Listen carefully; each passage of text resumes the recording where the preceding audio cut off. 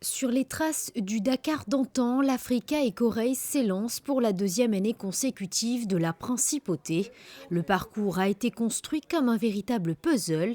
D'abord, le Maroc, très sélectif pour les concurrents, et la Mauritanie en deuxième semaine. Cette étape devrait comporter son lot de difficultés. Pour cette deuxième édition, l'organisation propose un parcours équilibré, même si quelques imprévus sont tout de même au rendez-vous. Ça va être une édition, à mon avis, difficile.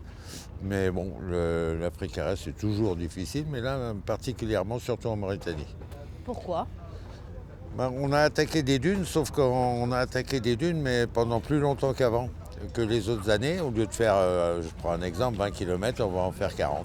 Donc la difficulté est plus grande. Ce que j'ai le plus peur, moi, c'est plus au sud. Il y a eu d'énormes inondations, ce qui est assez surprenant, dans un désert où normalement il n'y a rien. C'est vraiment sec de sec dans l'oued d'Amra. Et il y a eu jusqu'à 1 mètre d'eau. Donc on espère que ça sera passé dans le sol et qu'on va pouvoir traverser. L'Africa Eco Race 2017 passe clairement à la vitesse supérieure grâce à une augmentation des demandes d'engagement d'environ 20% par rapport à l'an dernier. Et parmi la trentaine de nationalités représentées, des pilotes de renom, mais surtout des amateurs qui occupent fièrement le plateau de l'épreuve.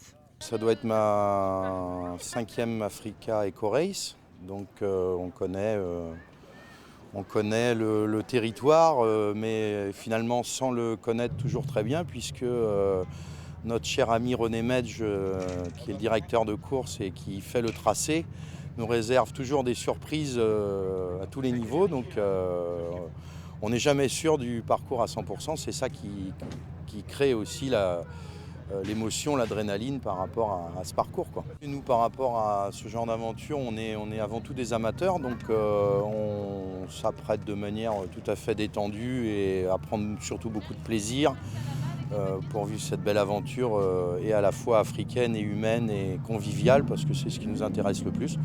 Donc on est tout à fait serein. L'Africa Eco Race est à suivre jusqu'au 14 janvier prochain pour une arrivée à Dakar au Sénégal où des fournitures scolaires seront acheminées afin d'équiper différentes écoles du pays.